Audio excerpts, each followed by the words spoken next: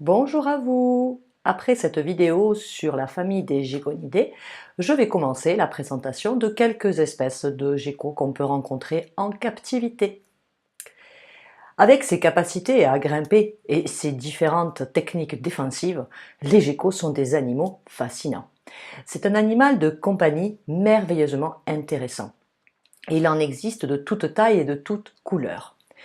Les geckos, comme je vous l'ai expliqué sur la vidéo d'avant, dans la présentation de cette famille, ils ont plusieurs caractéristiques qui sont uniques, telles que les vocalisations, qu'ils utilisent pour toutes les interactions sociales. Beaucoup d'espèces sont disponibles, il est donc important que vous puissiez bien vous renseigner sur l'espèce qui va vous intéresser, avant tout achat. Le gecko le plus populaire est sans nul doute le gecko léopard, qui est un très bon reptile pour démarrer, mais qui est aussi très populaire chez beaucoup de propriétaires très confirmés. À tout de suite.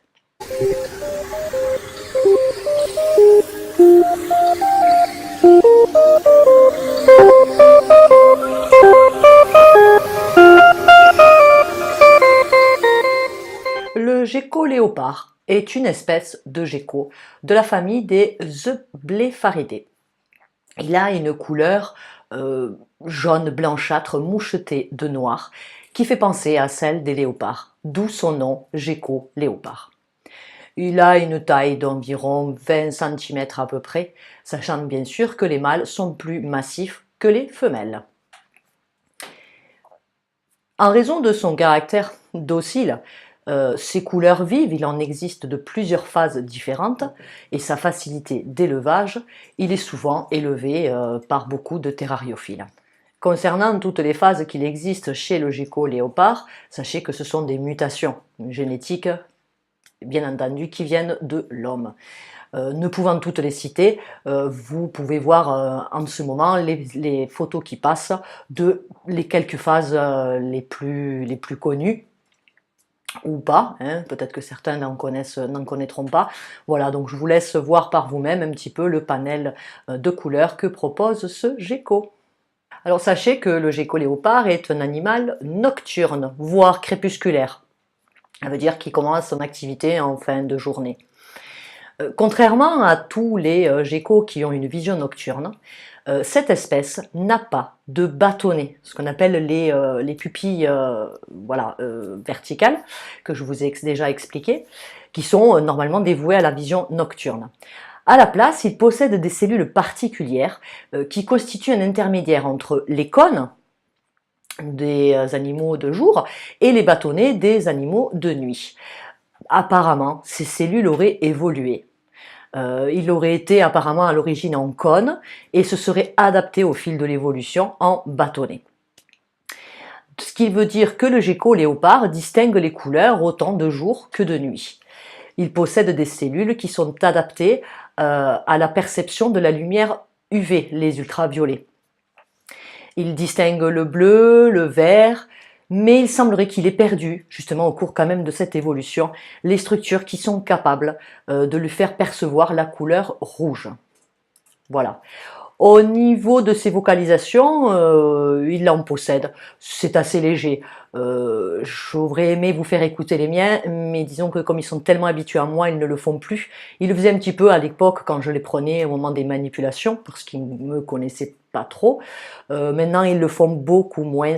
C'est vraiment un tout petit cri. Si j'ai l'occasion, vraiment, avant de diffuser cette vidéo, de les enregistrer, je n'y manquerai pas de vous mettre la petite vocalise. Mais c'est vraiment un tout petit son, voilà, qui est presque imperceptible. Difficile voilà, à vous faire écouter. Mais je vais essayer, je vous promets rien.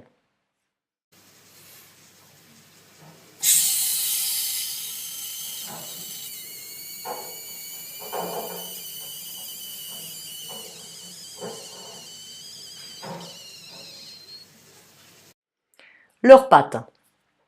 Eh bien, ce gecko n'est pas équipé de CT. Il ne possède pas de lamelles adhésives.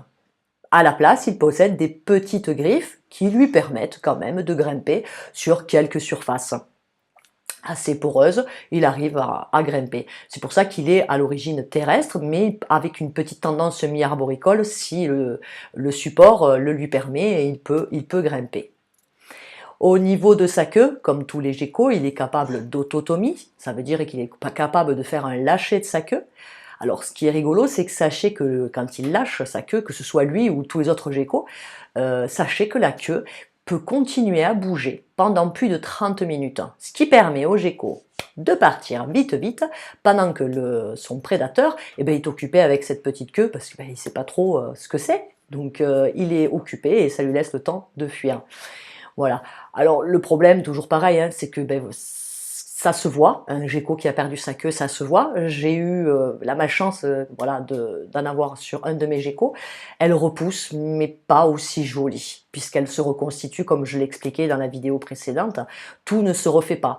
Tout ce qui est os ne se refait pas, donc elle repousse, mais elle ne sera jamais aussi jolie qu'au départ. On trouve le gecko léopard au Pakistan, en Inde et en Afghanistan. Cette espèce vit dans des milieux très variés, tels que des déserts, des semi-déserts rocheux et pierreux, par exemple, des steppes avec des terrains argileux, des zones sablonneuses parsemées d'herbes et de buissons, des forêts tropicales sèches.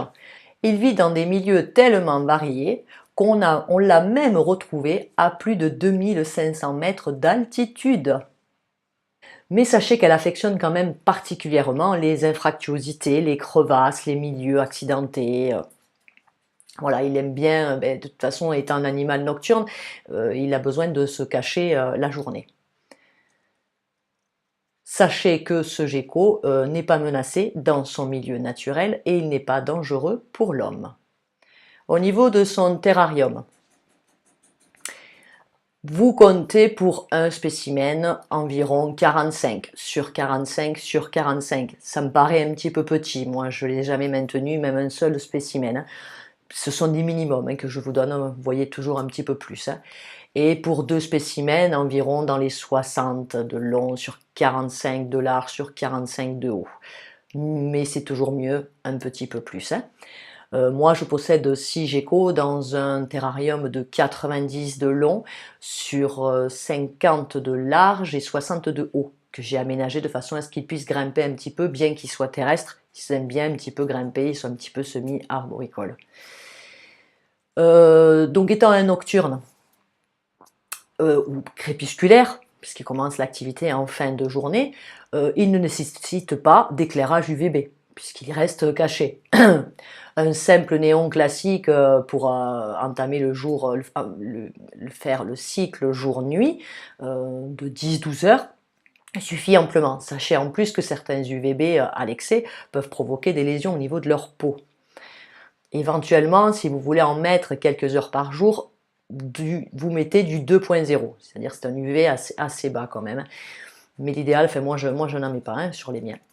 Donc toujours pour les mêmes raisons, au niveau du chauffage, pour chauffer votre terrarium, ce n'est pas nécessaire d'utiliser une lampe chauffante, étant donné qu'ils ne vont pas les lézarder. Ce ne sont pas des animaux qui vont lézarder. La chaleur, ils vont la prendre par le sol. Quand ça a bien chauffé toute la journée, eux, ils vont sortir et ils vont prendre la chaleur du sol. Donc je conseille un tapis chauffant. C'est ce que j'ai installé sur mon terrarium. Alors surtout, mettez-le bien en dessous du terrarium ou dans le terrarium est bien protégé pour éviter tout risque de brûlure. Au niveau des températures, ils ont besoin entre 23 et 30 degrés. Et donc ça c'est pour le jour, et pour la nuit, moi tout est éteint, la température de ma pièce ambiante suffit amplement et ils ont besoin de 19 à 20 degrés. L'hygrométrie, comptez 40-50%, ils n'affectionnent pas trop l'humidité, pas la peine de... voilà. Au niveau de l'aménagement du terrarium, voilà, il a tellement de milieux variés, à vous de voir ce qui vous plaît le plus. Vous voyez actuellement des photos ou vidéos de l'aménagement que moi j'ai effectué. Voilà. pensez à mettre une cachette par spécimen, voilà. Pensez à mettre quelques décorations qui puissent, voilà, c'est pas mal s'il peut grimper un petit peu, histoire de gagner un petit peu par rapport au fond. Au niveau du substrat, alors là c'est la grande question entre ceux qui sont pour ou contre le sable. Il semblerait que beaucoup de geckos développeraient une occlusion intestinale en étant sur un substrat de sable, parce qu'en le léchant à outrance, ben, ça leur bloque les intestins. Moi personnellement, je les ai maintenus pendant pas mal d'années sur du sable et je n'ai jamais eu de problème. Pensez à mettre une petite coupelle de calcium à disposition dans le terrarium qui vont aller lécher suivant leurs besoins en calcium. Ça évitera qu'ils lèchent le sable. Moi, en faisant ce système, je n'ai jamais eu de soucis. Bref, dans le doute et en attendant, pour ne pas avoir ce genre de soucis, j'ai décidé de changer et je les ai mis sur de l'Excavator de chez Zoomed. Je ne fais pas de pub, apparemment je ne les ai trouvés que chez eux. C'est un substrat à base d'argile que vous devez mouiller, que vous modelez tel que vous voulez. Vous pouvez créer des terriers, vous pouvez créer des remontées. Enfin voilà, renseignez-vous sur ce substrat. Moi je le trouve extra, il a une jolie couleur et ça donne un très bon rendu. Et une fois que vous l'avez modelé, il va sécher et il devient très très dur. Mais alors, parce qu'il semblerait que les geckos aiment bien creuser. Bon, depuis le temps qu'ils sont dessus, j'ai pas trouvé un trou. Mais bon, peut-être ça va venir. Comme ils ont toujours été sur du sable, ils sont peut-être un peu perdus. Ça fait peut-être, allez, pas loin d'un an qu'ils sont dessus, je n'ai toujours pas de trou. Enfin, en tout cas, il est très très pratique, idéal d'entretien, puisque les selles du gecko léopard sont comme des petits tic-tac, c'est sec, c'est pas glaireux ou liquide comme peut l'être pour le pogona par exemple, ce qui fait que, voilà, sachez qu'ils vont toujours faire leurs besoins au même endroit, dès qu'ils ont commencé à un endroit, ils vont toujours au même endroit, donc là c'est super facile, et vu que c'est sec, ben, en entretien, vu que mon substrat, ben, c'est du substrat dur, je n'ai pas à filtrer le sable comme je le faisais quand ils étaient sur sable. Donc moi, au point de vue entretien esthétique, j'adore ce substrat. Maintenant, à vous de choisir celui qui vous convient le mieux. Voilà pour l'aménagement de votre terrarium. Au niveau alimentation, dans la nature, ben, le gecko léopard s'adapte. Il est très opportuniste. Plus il vieillit, plus il va s'attaquer à d'autres proies. Il est à l'origine insectivore, mais des cas de prédation au niveau d'autres animaux ont pu être observés, tels que par exemple des arachnides, tout ce qui est araignées, scorpions, certains petits lézards font partie de son menu, certains petits serpents, voire des oisillons, voire même des petits rongeurs. Pour vous dire, hein. Il y a même des cas de cannibalisme entre eux. De parents éventuellement qui pourraient manger leur progéniture, par exemple. Donc voilà, en captivité, bien entendu, nous n'allons pas reproduire ça. Ça, c'est juste une adaptation dans sa nature. Moi, en captivité, je les nourris d'insectes que je varie. Toujours pareil, varier les espèces, pas toujours les mêmes. Chacune apporte quelque chose de différent. Je leur donne des grillons, je leur donne des criquets, je leur donne des blattes, je leur donne des vers moriaux et des vers de farine, mais avec parcimonie, parce que c'est quand même une friandise et c'est très gras. Donc attention au risque d'obésité. Voilà, et c'est vrai que de temps en temps, je leur donne à peu près une fois par mois, parfois un peu plus, un petit rosé de souris qui va leur apporter des protéines. Surtout si j'ai constaté qu'un de mes geckos avait perdu sa queue. Afin qu'elle repousse plus vite, l'idéal est de le nourrir un petit peu plus pour qu'elle se reforme un petit peu plus vite. Voilà. Et surtout, n'oubliez jamais de saupoudrer vos grillons de calcium à peu près une fois sur deux, hein, pour quand même continuer, malgré que la coupelle soit présente dans le terrarium. Pensez aussi à saupoudrer vos insectes de cette petite poudre de calcium. Au niveau de sa reproduction, alors dans la nature elle est assez mal connue, c'est pas évident, on la connaît un petit peu plus en captivité. Alors en captivité, sachez qu'en général c'est la femelle qu'on va mettre dans le territoire du mâle. La période de reproduction se situe de fin février-mars et peut aller jusqu'en septembre. La parade est toujours très impressionnante comme chez beaucoup de geckos. Ils vont commencer à se rencontrer, se lécher, se mordiller et puis ensuite, comme chez beaucoup de geckos, le mâle va attraper la femelle à la nuque pour l'acte. Pendant tout l'acte qui va durer 5 à 10 minutes, hein, pas plus. Ensuite, il y a une gestation à peu près de 10 à 20 jours avant qu'elles pondent 2 œufs en général, qui peuvent se répéter plusieurs fois dans l'année. Leur température d'incubation détermine le sexe des futurs bébés.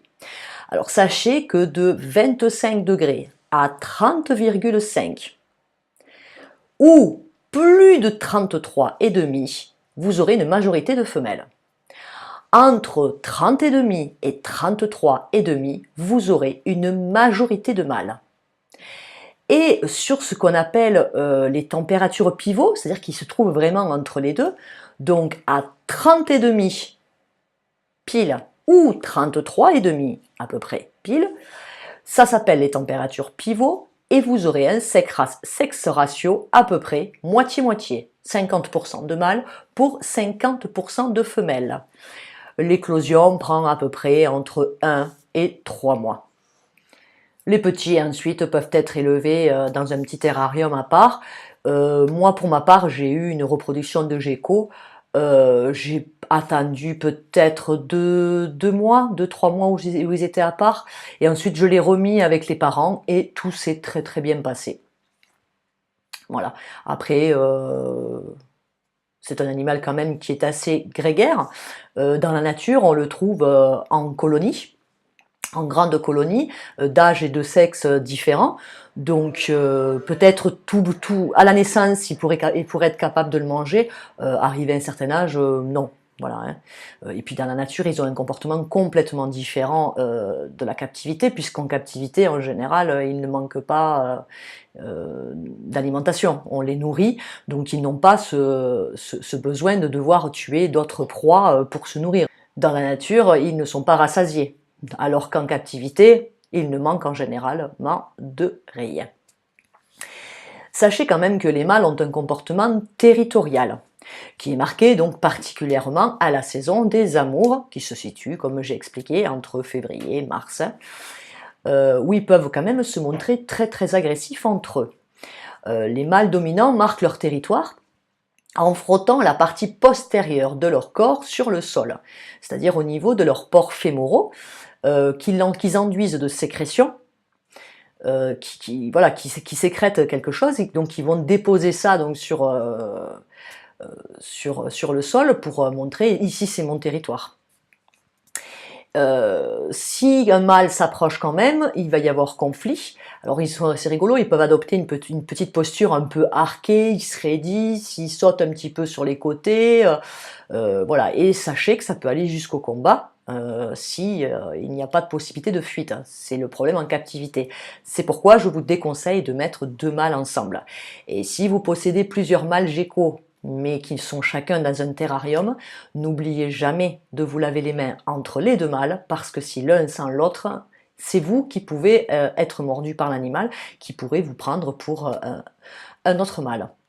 Voilà, donc vraiment les mâles entre eux, c'est pas possible, autant de femelles que vous voulez, mais les mâles, c'est tout seul. Sachez qu'en cas de combat entre 2 mâles, ils peuvent s'infliger quand même des blessures sérieuses. Dans ces combats-là, le mâle vaincu peut perdre sa queue par autotomie. Ça, c'est pas grave puisqu'elle va repousser. Mais ce qui est rigolo, c'est qu'en cas de combat, le vaincu abandonne sa queue et le vainqueur, c'est lui qui va la manger. Voilà la petite anecdote sur le gecko léopard. Son espérance de vie est d'environ 15 à 20 ans. C'est pas négligeable. Au niveau de son prix, vous pouvez en trouver entre 70-80 euros et voire plus de 150 euros suivant la couleur qu'il a. Hein. Et si vous achetez en magasin, chez un particulier, voilà. Sachez quand même que ce gecko est un gecko pacifique, docile et qui peut facilement être manipulable. Il s'apprivoise facilement. Si on l'habitue, bien entendu, progressivement, il va s'habituer à notre odeur. Moi, je le constate avec les miens, dès que je rentre les mains dans leur terrarium, ils s'approchent et ils vont me lécher. Et c'est de cette manière que, voilà, ils sont paisibles parce que, en me léchant, ils reconnaissent mon odeur, tout simplement. Je vous rappelle juste que ces animaux ne sont pas des jouets. Alors bien qu'ils soient manipulables, n'abusez pas. Voilà. Prenez aussi en compte quand même que c'est un animal crépusculaire nocturne, donc c'est un animal que vous ne pourrez pas, enfin en gros vous ne pourrez pas en profiter trop la journée. Ça arrive, hein, moi les miens c'est arrivé qu'ils sortent en journée, mais c'est un animal qu'on voilà, qu'on peut plus observer le soir. D'ailleurs je les nourris aussi le soir, hein, parce que c'est le moment où il vaut mieux manger, parce que la journée ben, ils sortent pas trop, je vais les embêter, je le vois. Hein. Donc moi voilà, je les nourris en fin d'après-midi. Voilà, il y a tout ça à prendre en compte parce que si vous souhaitez un animal pour profiter toute la journée, ben, c'est pas le gecko léopard. Voilà, sinon moi je trouve que c'est un animal formidable. C'est normal, j'en possède. C'est un lézard très sympathique, idéal pour débuter sans difficulté et qui comblera beaucoup de personnes de par le choix immense offert par toutes les différentes mutations. Voilà pour la première espèce de gecko. La prochaine vidéo sera sur le Phelsuma madagascariensis grandis. Et sur ce, j'espère que ça vous a plu. Je vous dis à très bientôt pour de nouvelles vidéos. Merci, au revoir.